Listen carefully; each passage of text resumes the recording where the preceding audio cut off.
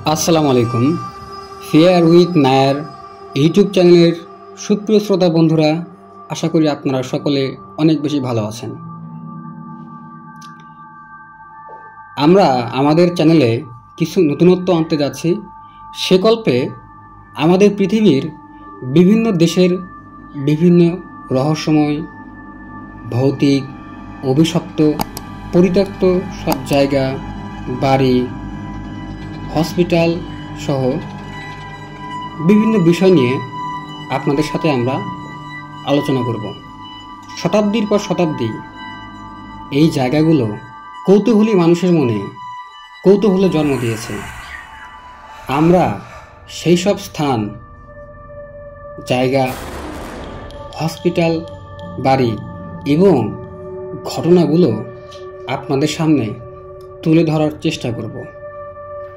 এসব স্থান, হসপিটাল বা বাড়ির তথ্যগুলো আমরা বিভিন্ন অনলাইন মিডিয়া এবং বিভিন্ন বই সহ পত্রপত্রিকা থেকে সংগ্রহ করে আপনাদের সামনে আমরা তুলে ধরার চেষ্টা করব। আর লিসেনার্স, এই এপিসোডগুলোর নাম দিয়েছি আমরা রহস্যময় পৃথিবী। ইতোমধ্যে কিন্তু লিসেনার্স, আপনারা এই রহস্যময় পৃথিবীর প্রথম এপিসোড শুনেছেন এবং আপনাদের মন্তব্য কমেন্ট বক্সে জানিয়েছেন। লিসেনার্স, এই রহস্যময় পৃথিবীর এই এপিসোডগুলো ফেয়ার উইথ নায়ার ইউটিউব চ্যানেলে প্রচারিত হবে প্রতি মঙ্গলবার ঠিক রাত 10:30টায়। প্রিয় লিসেনার্স, আপনারা চাইলে আপনাদের আশেপাশের রহস্যময়, ভৌতিক, ভুতুড়ে জায়গা, স্থান বা হসপিটাল বা বিভিন্ন ভুতুড়ে বাড়ি যদি আপনাদের জানা থাকে, তাহলে কিন্তু আমাদের ইমেল করতে ভুলবেন না। আর আমাদের ইমেল অ্যাড্রেসটা খুবই সোজা, fearwithnair@gmail.com। প্রিয় লিসেনার্স, আপনারা চাইলে কিন্তু আমাদের হোয়াটসঅ্যাপেও ভয়েস ক্লিপ, টেক্সট অথবা অডিও কলের মাধ্যমে এই সকল ঘটনার তথ্য আমাদের পাঠিয়ে দিতে পারেন। আর আমাদের হোয়াটসঅ্যাপ নাম্বারটা হলো 01700922759।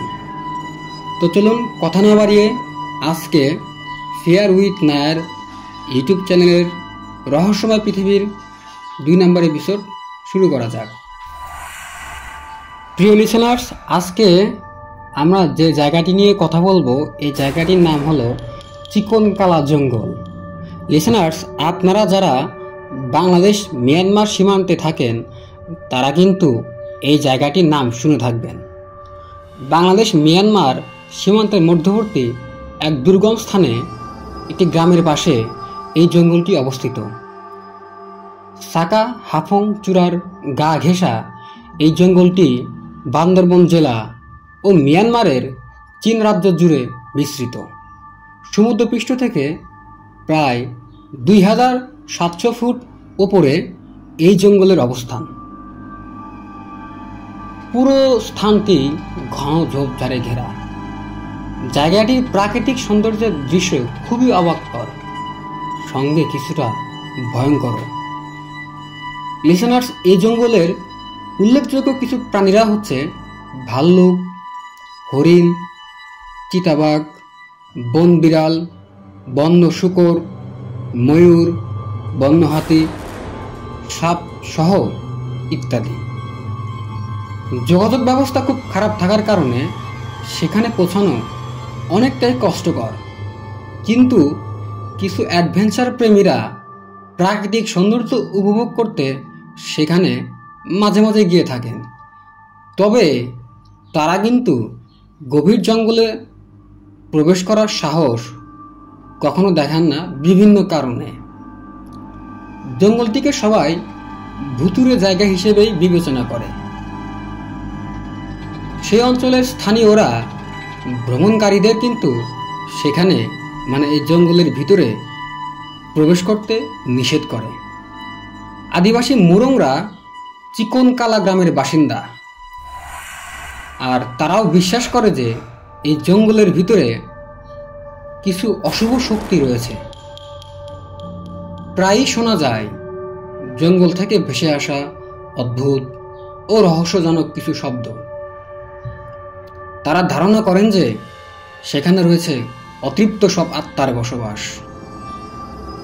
তাদের বিশ্বাস, এ জঙ্গলে সন্ধ্যার পর কেউ প্রবেশ করলে সে আর কখনো ফিরে আসতে পারবে না। সাধারণত বছরে একবার হলেও সন্ধ্যায় জঙ্গলে অদ্ভুত অদ্ভুত কিছু শব্দ এই এলাকাবাসী তারা শুনতে পায়। যারা এখানে ভ্রমণ করতে আসে তারাও কিন্তু মাঝে মাঝে বিভিন্ন অদ্ভুত শব্দ আর অদ্ভুত সব ঘটনার মুখোমুখি হয়ে থাকে। পৌরাণিক কাহিনী অনুযায়ী সেদিন নাকি এই ভূতেরা ঘুম থেকে জেগে ওঠে।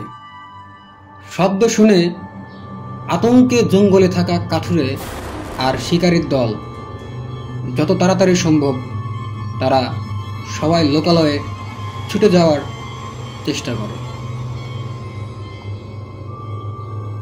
তবে দলের 2-1 জঙ্গল থেকে বের হতে ব্যর্থ হলে কিছুদিন পর তাদের মরদেহ এই জঙ্গলের ভেতরে পাওয়া যায়। তারা আর ফিরে আসে না। এখানে লিসেনার্স, অবাক করার মতো একটা বিষয় হলো মৃত ব্যক্তিদের শরীরে কোথাও কোনো দাগের চিহ্ন পাওয়া যায় না। তাই তাদের মৃত্যু সম্পূর্ণ রহস্যের মধ্যেই থেকে যায়। এভাবে প্রতি বছরই গড়ে প্রায় 1 থেকে 4 জন এই জঙ্গলে রহস্যজনক মৃত্যুর শিকার হয়। আর এ কারণেই স্থানীয়রা সন্ধ্যার পরে এই জায়গাটিকে সবাই এড়িয়ে চলার চেষ্টা করে থাকে। লিসেনার্স, এখন আমি এই চিকন কালার জঙ্গল সম্পর্কে একটি সম্পূর্ণ সত্য ঘটনা নিয়ে আপনাদের সাথে আলোচনা করব। সাল 1979 সালে মিয়ানমার সেনাবাহিনী রাখাইন রাজ্যে অনেক মুসলিম রোহিঙ্গাদের উপর অত্যাচার করে। আর এ কারণে অনেক মুসলিম রোহিঙ্গা শরণার্থী হিসেবে বাংলাদেশে পালিয়ে আসে। লিসেনার্স, আপনারা কিন্তু জেনে থাকবেন যে বর্তমান সময়েও কিন্তু অনেক মুসলিম রোহিঙ্গা এই মিয়ানমার থেকে মিয়ানমার সেনাবাহিনীর অত্যাচারে তারা কিন্তু বিভিন্ন সীমান্ত হয়ে বাংলাদেশে শরণার্থী হিসেবে বাংলাদেশ সরকারের অধীনে আশ্রিত হিসেবে আছে। তো যাই হোক, সে সময় মানে 1979 সালে বাংলাদেশ সরকার তাদের কক্সবাজারে আশ্রয় দিয়েছিল। রোহিঙ্গাদের সমস্যা ও আসল পরিস্থিতি সম্পর্কে জানতে ওই সময়ে আমেরিকার একটা গবেষণা দল গবেষণা করার জন্য বাংলাদেশে আসে। রোহিঙ্গাদের সমস্যার সমাধান উদ্ঘাটনের জন্য তারা সেই সময়ে বাংলাদেশে বেশ কয়েক মাস অবস্থান করে। সেই সময় তারা প্রথম চিকনকালা জঙ্গল সম্পর্কে এই আমেরিকার এই গবেষক দলটি জানতে পারে। তারপরেই তারা জায়গাটি সম্পর্কে অন্বেষণ করার সিদ্ধান্ত নেয়। এই রহস্য উদ্ঘাটনের জন্য তারা একদিন ভোর থেকে সন্ধ্যা পর্যন্ত সেখানে অবস্থান করে, কিন্তু তারা সেখানে আসলে বিশেষভাবে কিছু দেখতে পায় না। এরপরেও তাদের চিন্তা ভাবনা তখন শেষ না হয়, তারা সেখানে আরও 5 দিন অতিবাহিত করে। কিন্তু এরপরেও তারা কিন্তু অলৌকিক কোনো ক্রিয়াকলাপ সেখানে দেখতে পায় না। কিন্তু একদিন হঠাৎ দলের এক সদস্য অন্য সদস্যের সঙ্গে জঙ্গলে যাওয়া নিয়ে যখন চ্যালেঞ্জ করে যে আবারও একদিন সেখানে যেতে হবে, তো পরের দিন তারা সেখানে আবার পৌঁছায়। সকাল, দুপুর ও বিকেল পেরিয়ে গেলেও অস্বাভাবিক কোনো ঘটনার চিহ্ন কিন্তু তারা সেখানে মানে এই জঙ্গলে খুঁজে না পাওয়ার কারণে তারা সেদিন সন্ধ্যায় এই জঙ্গলটা ছেড়ে যাওয়ার তারা সিদ্ধান্ত নেয়। পরে হঠাৎ তাদের মধ্যে 5 জন অদ্ভুত কিছু শব্দ শুনতে পায়। দলের সদস্যদের মতে প্রায় প্রত্যেকেই তখন বিভিন্ন ধরনের শব্দ একসাথে শুনতে পায়। তো তাদের মধ্যে একজন ভেবেছিলেন যে এটি হয়তোবা ভূমিকম্পের শব্দ, আবার কেউ কেউ মনে করেন যে কিছু সৈন্য যদি ঘোড়ায় চড়ে তাদের দিকে যদি এগিয়ে আসে তাহলে যেমন শব্দ হবে ঠিক তেমন শব্দ নাকি এই একজন সৈন্য শুনতে পায়। অন্য সদস্যের কাছে এই শব্দ মনে হচ্ছিল ঝড়ের মতো কোনো কিছু একটা। তিনি অনুভব করেছিলেন যে তাদের চারপাশে একটি প্রবল বাতাস বয়ে চলতেছে। তো এভাবে 5 জন সদস্যের মধ্যে 4 জনই একই সময়ে ভিন্ন ভিন্ন শব্দ শোনেন। এই ঘটনার পর তারা সিদ্ধান্ত নেয় অবিলম্বে তারা এই বন ছেড়ে চলে যাবে। কিন্তু বাকি সদস্যদের মধ্যে মানে তারা যে 5 জন ছিল, এই 5 জনের মধ্যে লিসেনার্স একজন কিন্তু কোনো ধরনের শব্দ শুনতে পায় না। পরবর্তীতে তিনি সিদ্ধান্ত নেয় তিনি এই জঙ্গলে একাই থাকবেন। তো যাই হোক, তিনি যখন জঙ্গলে সম্পূর্ণ একা হয়ে যান তখন সেখানে মনে হচ্ছে তার চারপাশে অস্পষ্ট ফিসফিস করে কোনো প্রাণীর আওয়াজ, আর মনে হচ্ছে তিনি অদ্ভুত কোনো প্রাণী দেখতে পাইতেছে। তার দেখে মনে হয়েছিল কিছু অদ্ভুত প্রাণী তারা একে অপরের সাথে কথা বলতেছে।